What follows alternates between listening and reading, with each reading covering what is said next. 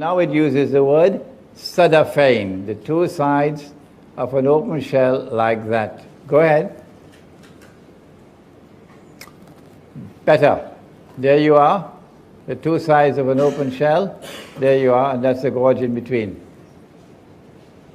Go ahead. Okay, Black Sea, Caspian Sea. Yeah, go ahead. See, we have some more.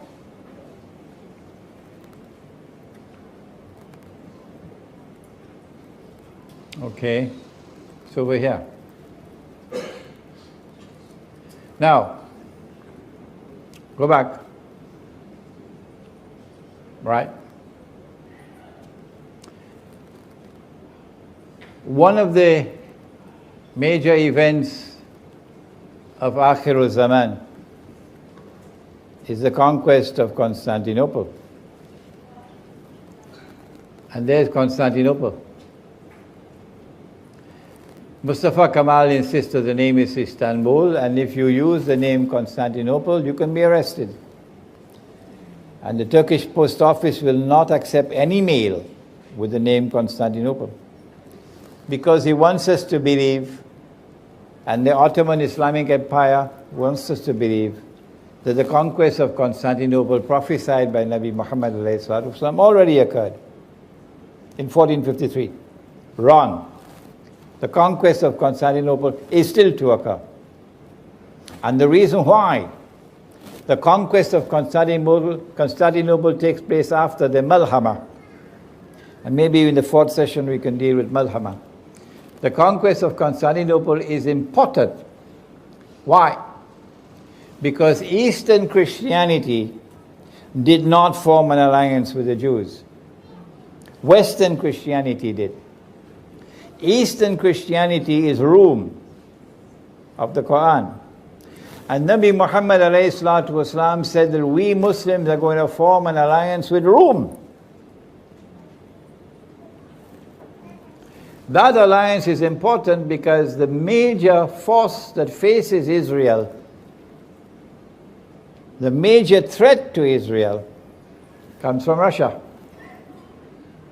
The Russian nuclear-powered navy is here. Russia's navy cannot use this area over here in the winter time because it's all snow and ice. So for the Russian navy to get into the Mediterranean, this is the path. And NATO controls Istanbul, Constantinople, on behalf of the Anglo-American Zionist Alliance. And before NATO, it was the Ottoman Empire that controlled this on behalf of Britain and France. And it was the Ottoman Empire which was waging holy war on Eastern Christianity, on behalf of Western Christianity. And so the conquest of Constantinople has to take place so that the Russian fleet can get out of the Black Sea and come here to attack Israel. So we have, I believe, established for you the geographical location of Gog and Magog. A people who are located behind the barrier. Behind the barrier, on that side of the Caucasus, were the Khaza, a tribe of people who converted and became Jews. Must have been on a Sunday morning. And some of them converted from Judaism and became Christians. Must have been on a Sunday evening. So you have Khaza who are Jews, and you have Khaza who are Christians. But they did not become Jews because of religious conviction. They became Jews as a matter of political convenience. So they don't particularly care for Torah and for the laws of diet and so on. So these are people who are Jews as a nation. but not as a religion. Huh? A nation, not a religion. These are the people who today control power in the world. Now I have to make a confession. In this book, I came to the conclusion that Gog and Magog are the two rival powers in the world today. The Russian-led alliance I identified as Magog, and the Anglo-American alliance I recognize as Gog. I think that is now inadequate. Rather, a more accurate analysis would be that Gog and Magog are located within both the superpowers. And Gog and Magog are taking both the superpowers to their destruction.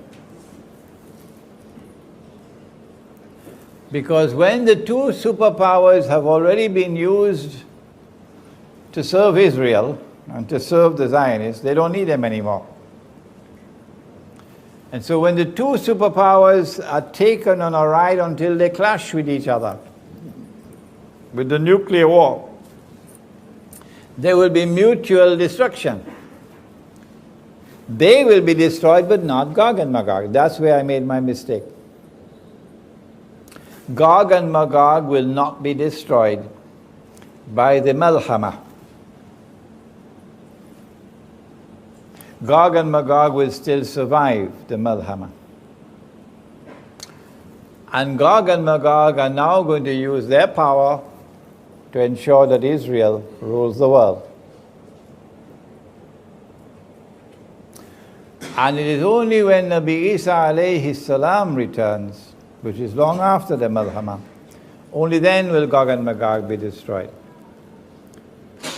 So when you read this book, I'm going to have to put in an extra paragraph or so now to give this additional explanation. Now, what's the time?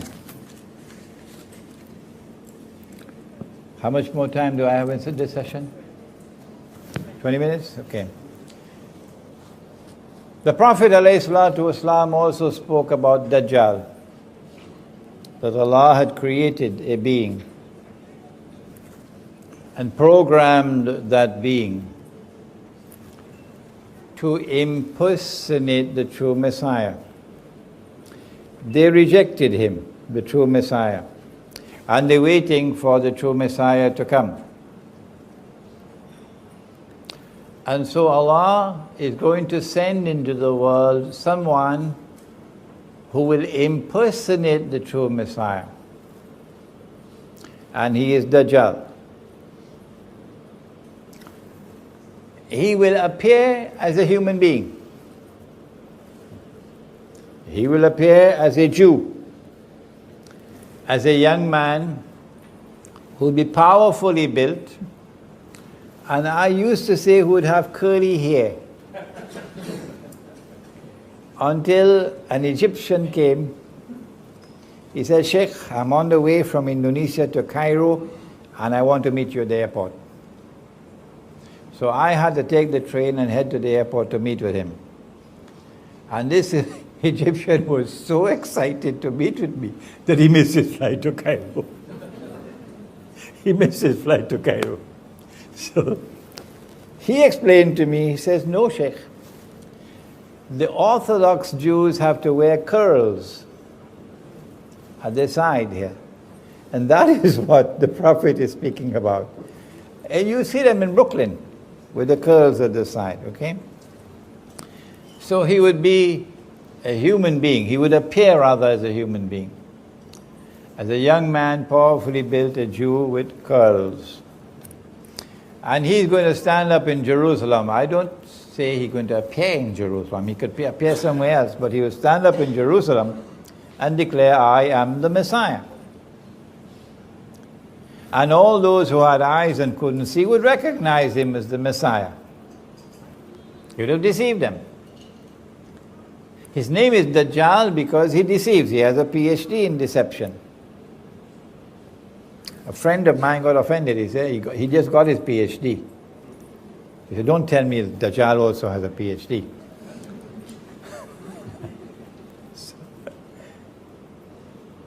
In order for him to successfully impersonate the Messiah, he's got to rule the world.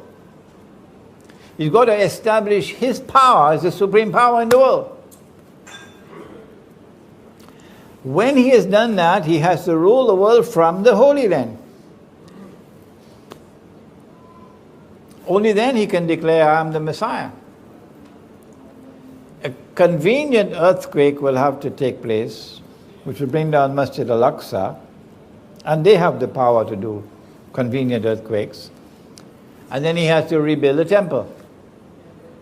And then he declares, I am the Messiah, and they'll accept him as the Messiah. But he would not be the Messiah, he would be Dajjal. In this book, I have explained, and this is not a hadith, it's a logical deduction.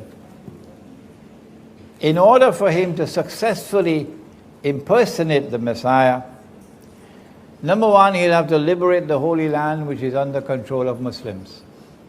Liberate it for the Jews, that is. He's already done that. He's already done that. Number two, he'll have to bring the Jews back to the Holy Land to reclaim it as their own. He's already done that. Number three, he'll have to restore a state of Israel in the Holy Land and get them to believe that this is Holy Israel when it's an impostor. He's already done that. Number four, he'll have to cause that Israel to become the ruling state in the world. Israel may already be ruling the world today, but it's doing it from behind the hijab. But in order for Israel to be recognized as the ruling state, the hijab has to be moved. Israel cannot rule the world while the United States is the ruling power. In this book, I have analyzed a hadith that when Dajjal is released, he'll live on earth for 40 days, a day like a year, a day like a month, a day like a week, etc. And I have come to the conclusion that in a day like a year, which was stage one, he caused Britain to become the ruling state in the world. In a day which is like a year, in stage one, Dajjal caused the island of Britain to become the ruling state in the world.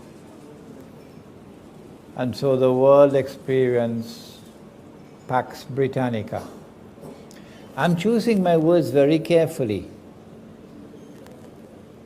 so you don't say to me that a day like a year began on such and such a day, and then start mathematical calculations for me. No, I don't want you to do that. So the world experienced Pax Britannica. If you have another explanation for the emergence of Pax Britannica, do please let me know. This is my explanation. And then a day like a month succeeded a day like a year, and Pax Britannica had to give way to Pax Americana. And the United States became the next ruling state in the world, with a mysterious relationship with the Holy Land and with Israel. And my explanation is that this is Dajjal in stage number two. If you have a better explanation, I'd love to hear it. But there's such a profound silence from the world of Islamic scholarship, and such a profound and embarrassing silence from Islamic movements, many of which now form governments in the world. They don't want to hear the subject. It's too inconvenient for them. And such a profound and embarrassing silence from scholars who otherwise are recognized as great scholars. But if the Quran explains all things, what is the explanation for Pax Britannica? What is the explanation for Pax Americana? How is it that Imran Hussein, who is not an economist, who is not a monetary economist, no, who studied economics and studied monetary economics as part of his studies in international relations. That doesn't make you an expert. How is it that Imran Hussein, 15 years ago or more, was able to declare publicly and put it down in writing that the US dollar must collapse? I didn't say that the US dollar will collapse. I said more than that. I said the US dollar must collapse. The monetary system must collapse. And it must give way to another monetary system. 15 years ago, I was talking about a new monetary system of cashless money. You can't see it, you can't touch it. Electronic money. Today, we are on the doorstep of the collapse of the US dollar. Where did I get the knowledge from? Was it a jinn whispering in my ear? Was it an angel whispering in the other ear? When will they wake up? This is not whisperings in my ear. This is scholarship. This is the application of a methodology to the sustained study of Akhir Zaman. That's where I got it from. And so as you study the subject of Dajjal, you'll understand political history, and you'll understand economic history, and you'll understand how to respond. I'm only introducing the response now. In the next session, we'll speak more about the response. Dajjal is about to move to a day which is like a week.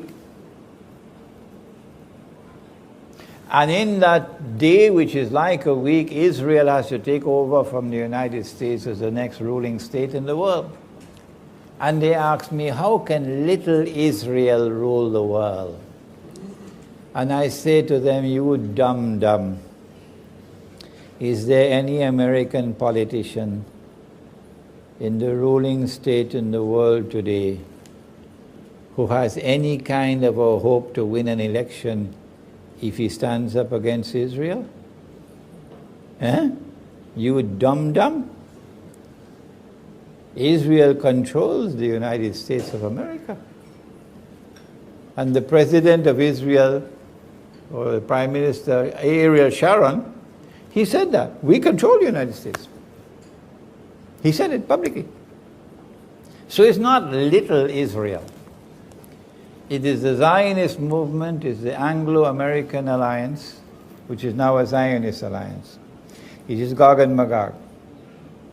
They are the ones who control power in the world, and they are delivering to Israel the status of ruling state in the world. In order for Israel to rule the world, it has to rule over the Arabs. And so you had the first Arab Spring 100 years ago. You've got to study history. This is not the first Arab Spring. The first Arab Spring was 100 years ago. And that first Arab Spring eased out the Ottoman Empire and brought into being client states that were overtly client states. Saudi Arabia, who will now control the heartland of Islam on behalf of the Zionists. It brought into being governments and rulers who now acted on behalf of the Zionists. The second Arab Spring is doing the same thing. The biggest obstacle in the way is Syria. And the most important plum in the whole basket is Syria. And in order for them to rule the world, they got to rule over the Arabs. To rule over the Arabs, you have to decimate the Arabs. You can't have so many Arabs, there are too many Arabs. And so, Wailul lil Arab min sharrin qad iktaraba, said Nabi Muhammad alayhi salatu wasalam. Woe unto the Arabs because of a great evil which is going to come upon them. It's close. Gog and Magog. And he prophesied that the Arabs are going to be wiped out by plague. So biological warfare. The Arab Spring is meant to lead to the Arab slaughter. So you'll have a manageable Arab population in the world. And when the attack on the Arabs takes place, the biological one, the only place where you can find safety is in Mecca and Medina. Because neither Dajjal nor plague can enter into Mecca and Medina. When Israel rules the world, it'll be for a day which is like a week, a short period of time. And that will be the time of the most intense oppression for Muslims. At the end of that day, which is like a week, we're going to experience the emergence of Dajjal in person. But before Dajjal can appear in person, two things must occur. Before Dajjal can appear in person, two things must occur. Number one, the Malhama, or the Great War, which will make the First World War and the Second World War look like a fight over peanuts. So great will that war be. And after that, what's the next one? What comes after the Malhama? The conquest of Constantinople. And after the conquest of Constantinople, then comes the Khuruj of Dajjal. Dajjal was released in the lifetime of the Prophet ﷺ. وَإِذْ تَأَذَّنَ رَبُّكَ لَيَبْعَثَنَّ عَلَيْهِمْ إِلَى يَوْمِ الْقِيَامَةِ مَنْ يَسُومُهُمْ سُوءَ الْعَذَابِ. Gog and Magog were released at that time. Dajjal was released at that time. But Dajjal is not in our world of space and time. But now, after the conquest of Constantinople, Dajjal will have his khuruj. So you're going to see him in person, Mr. Dajjal himself. At that time, Medina will be attacked. Dajjal is going to land outside of Medina, in salty, marshy land outside of Medina. Meaning the Israeli armed forces are going to attack Medina. And at that time, Medina is going to shake 3 times. And every kafir and every munafiq will be thrown out. So they're going to be kuffar in Medina and munafiqun. And they're going to join Dajjal. And the angels are going to bar Dajjal from entering Medina and divert his attack to Damascus.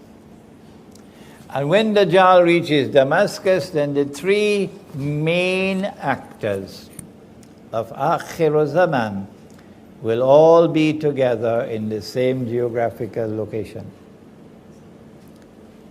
Number 1, Dajjal, followed by 70,000 Jews from Isfahan wearing their Persian shawls, as the hadith. Number 2, someone whose name I have not mentioned so far, Imam al-Mahdi. But I do have several lectures on the topic, and we have them right here. Imam al-Mahdi. And he will be inside the masjid, and Dajjal will be outside with time of salat. The first time the Messiah came, Allah appointed someone to positively identify the Messiah. Who was he? John the Baptist. The second time that the Messiah comes, Allah appoints someone to positively identify him. Who is he? Imam al-Mahdi. John the Baptist said, here he is, there's the man you've been waiting for, this is the Messiah. Pointing to his cousin, Nabi Isa alayhi salam. Imam al-Mahdi is about to lead the salat. when Dajjal Nabi Isa alayhi salam comes down from the sky with his hands resting on the wings of two angels. And as he comes down in the masjid, the Imam will say, this is the son of Mary. This is Nabi Isa alayhi salam. History repeats itself, positive identification. And then the Imam will invite him to lead the salat. And say, no, you've been appointed by the Jama'ah, you lead the salat. And he will pray with us in accordance with the Sharia, which came to Nabi Muhammad alayhi salatu wasalam. It is after the salat is over that he say, open the gates, because the masjid is barricaded. And Dajjal is outside. And Imam al-Mahdi is inside. And Nabi Isa alayhi salam is inside. The three main actors of Akhiru Zaman in one place. Damascus. So the story of Damascus is not going to end with some foreign armed and foreign finance people overtaking the country on behalf of the Zionists. The story of Damascus will end only on that day. As he opens the gate and Dajjal sees him, Dajjal is going to melt like salt melts in water. And he's going to flee. Running. Today they are stamping their feet on the earth as bloody oppressors. But tomorrow they're going to be running. Yes, tomorrow they're going to be running. So good news for Gaza, hold on. Tomorrow they're going to be running. And Nabi Isa alayhi salam will pursue him and overtake him in a place called Lud and kill him. It is my opinion that when he is killed, he's going to pass into non-existence. Because he was programmed to act as he did. So he doesn't have to stand before Allah for judgment and to answer for his conduct and to be rewarded or to be punished. No, because Allah created him as a special creation. قُلْ أَعُوذُ بِرَبِّ الْفَلَقِ مِنْ شَرِّ مَا خَلَقَ. An evil creation to test mankind and to punish mankind. How do we respond to the awesome facade of Gog and Magog? And how do we respond to the oppression of Dajjal? My answer is, you can't beat them. This is a sinking ship. They're taking all of mankind down with it. And if you're on board a sinking ship, and you know it is sinking, and you cannot prevent it from sinking, what do?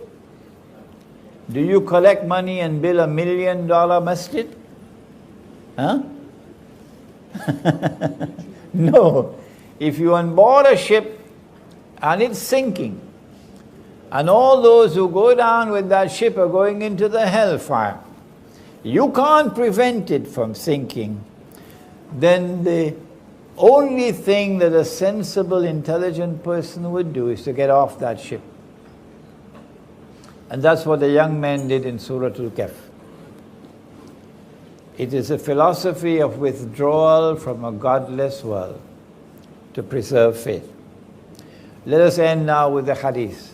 The Prophet said, sallallahu ta'ala alayhi wa sallam, there are some who would have difficulties with the Prophet, you know. Why did he say this?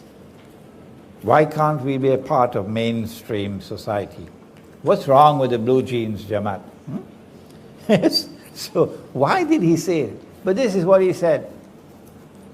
He said the time would come when a believer, in order to preserve faith, would have to flee to the mountainsides where rain falls and take with him some sheep and goats, which means withdrawal from the godless world to preserve faith. This is our response. Those who choose to remain in the cities, you must know that every city and every town is going to be destroyed. Surah Al-Isra. And those which are not destroyed are going to be punished with terrible punishment. We say withdraw to the remote countryside and build small communities of people who worship Allah with sincerity in their hearts. And we call that the Muslim village. Before I end, I want to introduce Roland, who is somewhere around. Where are you, Roland? Stand up, Roland, let them see you.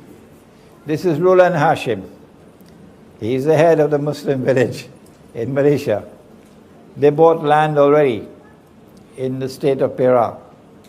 They've already cleared the land, they've already built an access road to the land. And they're soon going to start construction of the masjid. Alhamdulillah, I'm proud of them.